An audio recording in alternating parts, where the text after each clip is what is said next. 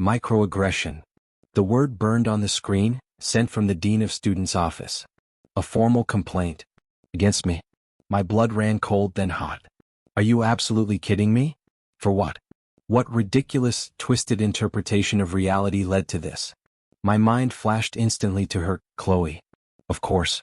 The campus crusader, always sniffing out thought crimes. We'd barely spoken, a 30-second exchange in class I'd already forgotten, and now she was trying to torpedo my academic life? This wasn't activism. This was a weapon. A nasty, personal attack disguised in woke wrapping paper. I felt this surge of disbelief, then pure, unadulterated anger. She thought she could just label me, ruin me based on her flimsy, self-serving narrative? Or she had no idea. She thought she was untouchable behind her shield of buzzwords. But she just picked a fight she was going to bitterly regret. She lit the fuse. I was going to make damn sure she was standing right next to the explosion when it went off. Before Chloe decided to nominate me for public enemy number 1, my life here was manageable. Predictable even. My name's Mark. I'm probably older than most undergrads here, hitting my late 20s after spending a few years working construction. Real work. Muddy boots, calloused hands, dealing with people from every walk of life without needing a sensitivity seminar first. Coming back to university for an engineering degree felt like stepping into a different dimension sometimes. Less concrete, more performance art. My focus was crystal clear. Master the physics, ace the calculus, survive the mandatory humanities credits, and get the hell out with a degree that meant something in the real world. I wasn't here to join the endless parade of campus causes or get tangled in the latest ideological turf war. Honestly, a lot of it felt fake. Students posturing, using big words they barely understood, competing for who could seem the most virtuous, the most oppressed, or the most offended. I found my footing with other engineering students. We bonded over impossible problem sets and the sheer terror of fluid dynamics exams. We were guys and girls focused on results, on things that worked or didn't, based on facts and logic, not feelings. We respected each other, helped each other out, maybe grabbed a cheap beer after a brutal week. No drama. Just normal. It was a relief, an anchor in the sometimes baffling sea of campus culture. My routine was simple. Class, library, lab, study, sleep, repeat. Keep my head down, do the work, avoid the noise. And then there was Chloe. You couldn't really avoid her noise. She was in Professor Davies' Sociology 101, a class I needed to tick a box. Chloe didn't just attend class, she occupied it. Dressed in aggressively quirky outfits that screamed, "Look at me, I'm making a statement." She'd dominate every discussion. She'd interrupt Professor Davies, a decent guy who looked permanently stressed out by her, to deliver mini-lectures brimming with jargon. Intersectionality, hegemony, emotional labor, cishet patriarchy. It was like she had a woke word of the day calendar and felt compelled to use every single one, whether it fit the context or not. Even before our incident, I'd noticed her vibe. There was this air of superiority about her, a smugness that undercut her pronouncements about empathy and inclusion. I saw her once berate a cafeteria worker, sighing dramatically because they didn't have the specific type of ethically sourced, gluten-free vegan soy milk she demanded. The irony seemed completely lost on her. She seemed to collect followers, students who nodded eagerly at her pronouncements, maybe hoping some of her righteous glow would rub off on them. To me, she just seemed exhausting and deeply insincere. My strategy was simple: minimal interaction. Avoid eye contact. Keep my answers short and factual. Surely I could just fly under her perpetually offended radar. How naive I was. The moment it all went sideways happened during a discussion about cultural assimilation versus multiculturalism. Professor Davies was presenting historical context, different sociological models, dry academic stuff. He asked for student perspectives. A few people offered textbook answers. Then, foolishly, I decided to share a thought based on my time working construction. Sites like that are melting pots, guys from Eastern Europe, Latin America, older guys from the Deep South, city kids. You learn to get along fast or you don't get the job done. So, I said something like, in my experience, focusing on what we have in common, like wanting to do a good job and get home safe, seemed to build bridges faster than constantly emphasizing every single difference. Sometimes finding that common humanity is key. I swear that was it. Pretty mild, right? A comment about unity. Apparently to Chloe, I just committed a hate crime. Her head whipped around, eyes blazing with outrage. Wow, she practically spat out, her voice loud enough to make people jump. The sheer privilege baked into that statement is breathtaking. I was stunned. Privilege? I was just saying that finding common ground. Common ground? She cut me off, her voice dripping sarcasm. You mean expecting marginalized people to erase their unique identities and experiences to make you comfortable? That's a violent microaggression, Mark. You're basically demanding assimilation. You need to seriously check yourself and unpack that harmful worldview. The air crackled. Everyone stared. Professor Davies looked like he was calculating the odds of escaping through the window. My face felt hot. Embarrassment warred with indignation.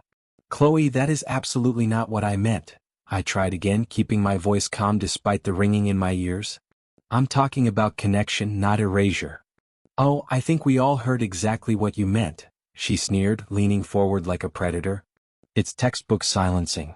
People like you always try to shut down conversations about systemic oppression. She then spent the rest of the class sighing dramatically whenever I shifted in my seat, muttering problematic under her breath, and shooting daggers at me with her eyes. It was mortifying and infuriating. I bolted as soon as class ended, figuring I'd just encountered peak campus absurdity. Annoying? Yes. Worth losing sleep over? Probably not. She'd find some new outrage tomorrow. But then came the email. The next morning. Formal complaint regarding student conduct, action required. My stomach twisted into a knot of ice. She hadn't just thrown a tantrum in class. She'd gone. Straight to the administration. She'd formalized it. This performative, self-righteous student was actively trying to get me sanctioned by the university based on a deliberate misreading of an innocuous comment. This wasn't just campus drama anymore. This was a threat. A serious one. The game had changed. And the anger boiling inside me started to solidify into something colder, harder. Resolve. My meeting with Assistant Dean Evans felt like stepping into the twilight zone. Her office was pleasant enough, walls adorned with inspirational posters about diversity and belonging.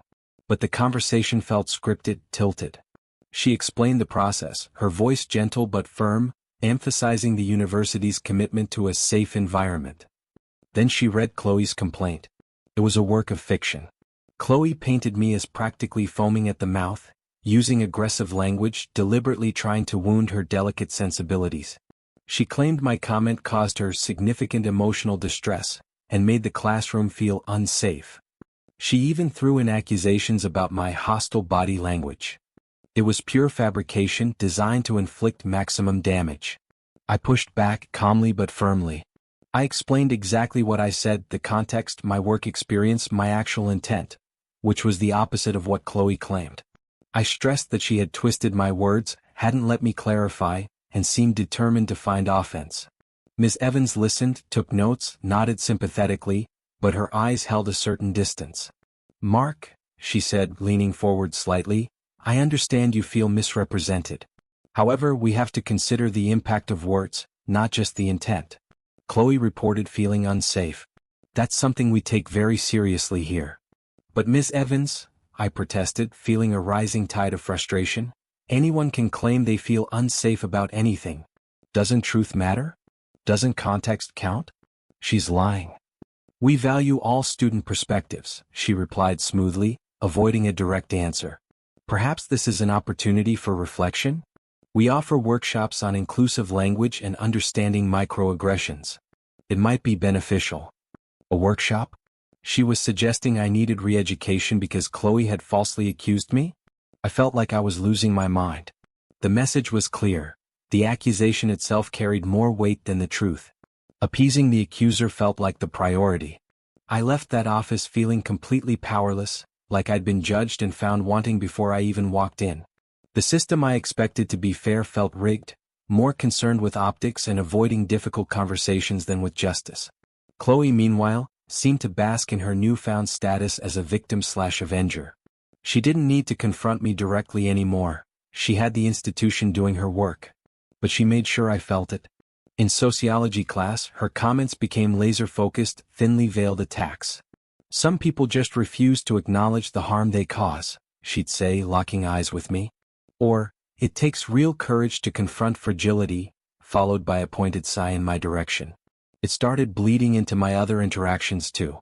I noticed people who were usually friendly suddenly avoiding my gaze in the hallways.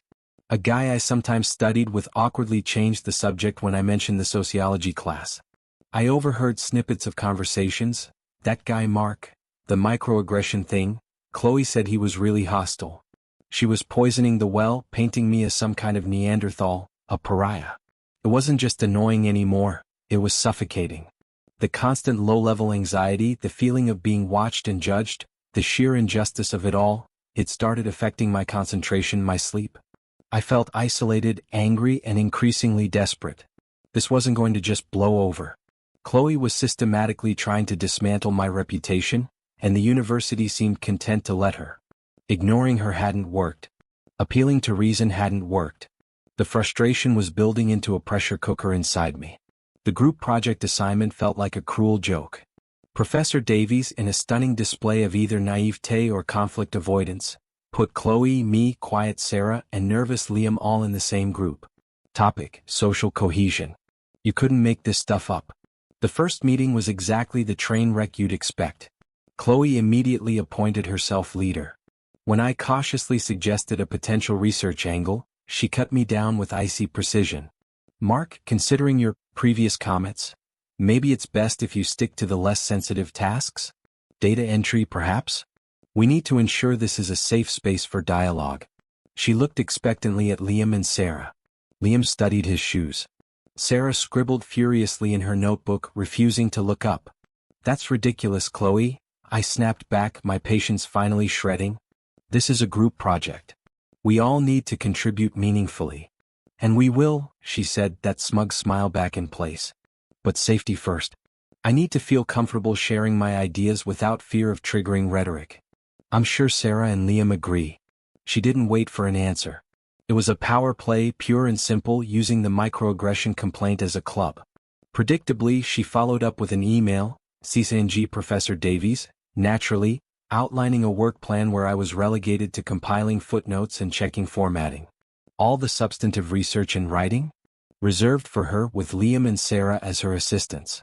She framed it using buzzwords like equitable delegation and centering marginalized perspectives, which was hilarious given she was actively marginalizing me. I felt trapped. Complaining to Professor Davies again yielded nothing but platitudes about professionalism. Liam and Sarah were clearly too scared of Chloe to object. She was running roughshod over everyone, using the university's own diversity and inclusion language as camouflage for her petty tyranny. Then she escalated further. A few days later, I overheard her talking to Professor Davies after class. She was laying it on thick, her voice full of faux concern. And Mark just doesn't seem engaged. He missed our impromptu brainstorming session yesterday, hasn't contributed any substantive ideas. I'm worried he's going to drag the group's grade down. I don't want to complain, but I feel a responsibility to Liam and Sarah. My blood boiled. An impromptu session I wasn't even told about? She was actively sabotaging me, lying to the professor to undermine my academic standing. That was it. No more playing defense. No more hoping someone else would see the truth. This wasn't just about a stupid comment anymore. This was about survival. My anger cooled into a laser focus. I started watching her. Really watching. Listening to every word, observing every interaction. She thought she was so clever, hiding her malice behind a veneer of virtue. But hypocrites always slip up. Always. I just needed to be there, patient and ready when she did. My chance would come. My constant observation started paying off in small ways. I saw the flickers of impatience when someone didn't immediately grasp her complex instructions. I noticed the subtle eye rolls when someone expressed an opinion that didn't perfectly align with hers. I heard the condescending tone she used with the library staff when they couldn't locate some obscure journal article she demanded right now. These weren't hanging offenses, but they chipped away at her carefully constructed facade. They revealed the entitlement lurking beneath the activist rhetoric. Then one evening, deep in the library basement, the facade didn't just chip. It shattered. I'd found a relatively isolated study corral, hoping for a few hours of uninterrupted focus on a brutal thermodynamics assignment. It was late, maybe 9 p.m., the floor mostly empty except for a few other desperate souls. I had my headphones on, trying to drown out the world, But even through the music, I heard it, a raised voice, sharp and angry, cutting through the quiet hum of the library. I pulled off my headphones. The voice was instantly recognizable. Chloe. And she was furious. Not her performative, debating club anger, but genuine, nasty rage. She wasn't lecturing on systemic issues now, she was tearing someone apart. Absolutely useless. Are you deliberately trying to make me fail, Sarah? Chloe's voice dripped with contempt. Sarah. Our quiet group member. My ears pricked up. I leaned closer, straining to hear. And no, Chloe, I got confused with the APA 7th edition footnote style. Sarah stammered, her voice trembling. Confused? Chloe laughed, a short, ugly sound. Or just incompetent. Honestly, Sarah, it's pathetic. I give you the simplest task, just follow the style guide. And you butcher it. Again. What is wrong with you? Do you enjoy being incompetent? Maybe you should stick to whatever simple little major you're in and leave the complex thinking to people who can actually handle it. My heart started pounding. This was raw, personal cruelty. Attacking her intelligence, her major. This wasn't about citations. This was bullying, pure and simple. And that outfit, Chloe continued, her voice dripping venom. Do you even own a mirror? You look like you raided your grandmother's closet. Trying to look all innocent and studious?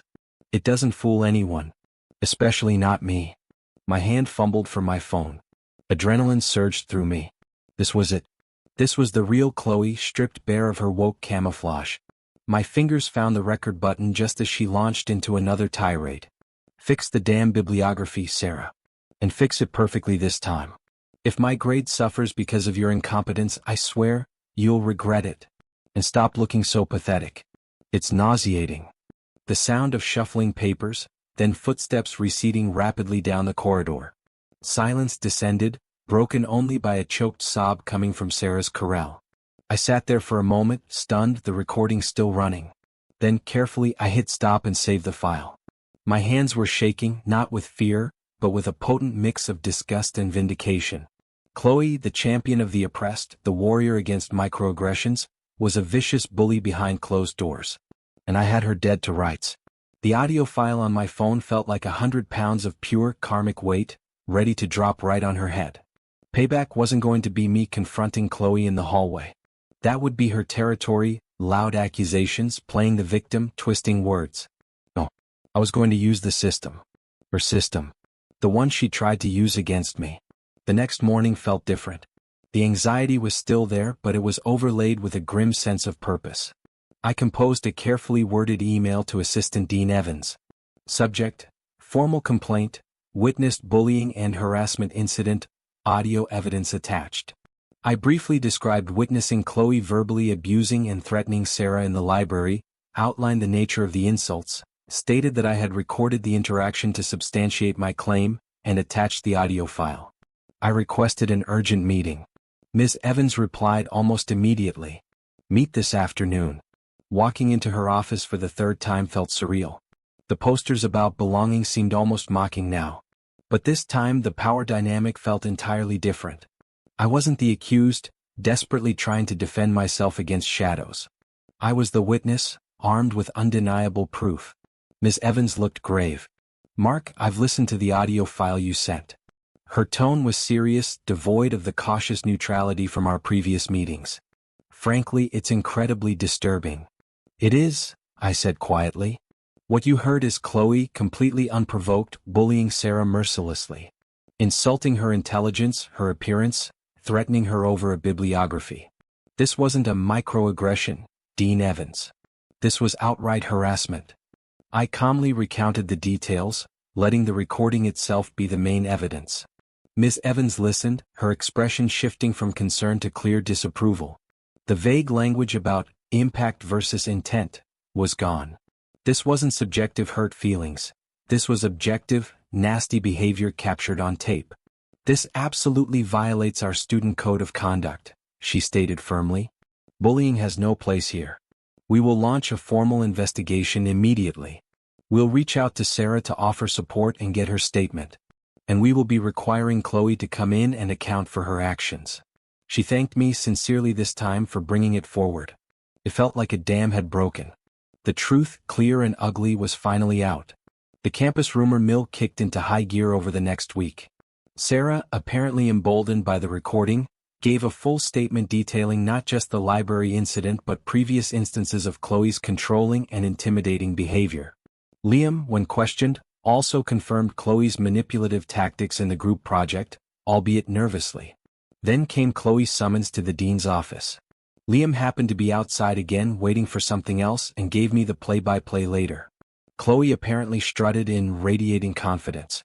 She emerged about an hour later looking like she'd been hit by a truck, face chalk white, eyes swollen and red, muttering furiously as she practically ran down the hall. Word got back that she tried every trick in the book. Denied everything. Claimed it wasn't her voice. Accused me of doctoring the audio, of stalking her, of orchestrating a conspiracy because she dared to speak out against my problematic views. She even tried to frame her abuse of Sarah as some kind of tough love mentoring session gone wrong. But the recording was undeniable. Sarah's testimony backed it up. Liam's statement added context. Her entire defense imploded under the weight of her own recorded words. A week later, the official email landed in my inbox and copied, I assumed, to Chloe and Sarah. The investigation was complete. Chloe Johnson was found responsible for multiple violations of the Student Code of Conduct, including bullying, harassment, and intimidation. The penalty: suspension effective immediately for the remainder of the academic year. Readmission would be conditional upon completion of mandatory anger management and behavioral counseling. Gone. Just like that. I saw her only once after the news broke. From a distance. She was standing alone near the student union, arguing heatedly into her phone, tears streaming down her face. Her usual clique of followers was nowhere in sight. She looked small, isolated, stripped of her borrowed power. Seeing her like that, it wasn't triumph I felt exactly. It was a profound, almost weary sense of justice finally served. She built her castle on sand and lies, and the tide of truth had just washed it away. The cloud over my head evaporated instantly. Dean Evans sent a brief, formal email stating the original microaggression complaint against me was now officially closed and dismissed. No apology, but the message was clear. The air in the sociology seminar lightened considerably. Professor Davies seemed almost cheerful. Sarah started speaking up more, a hesitant confidence emerging. She caught my eye once and gave me a quick, shy nod of thanks that spoke volumes. Life settled back into its rhythm: equations, lab reports, late-night study sessions. The background noise of campus activism seemed fainter now, or maybe I just tuned it out better. The whole Chloe ordeal felt like a scar, healed over, but a reminder of the weirdness I'd navigated. Reflecting on it, it's crazy how easily righteousness can curdle into tyranny. Chloe wrapped herself in the flag of social justice, but underneath she was just a garden-variety bully, drunk on the power of accusation in a climate that often prioritizes feelings over facts. Her obsession with policing imagined slights blinded her to her own blatant cruelty. Standing up to her wasn't easy. It was stressful, isolating, and genuinely scary at times, wondering if a fabricated accusation could derail my future. But letting her win, letting her redefine reality with her buzzwords and manipulation, that wasn't an option. Getting that recording, using the system she tried to abuse, it wasn't just revenge, it was reclaiming sanity. It proved that even in an environment saturated with performative wokeness, truth and evidence can still cut through the noise. The satisfaction isn't just that she faced consequences, but that those consequences stemmed directly from her own hypocrisy, exposed by her own words. It's a stark reminder: beware of those who scream the loudest about virtue. Sometimes they're just projecting. And sometimes if you keep your eyes open and your phone ready, you can help them reap exactly what they sow.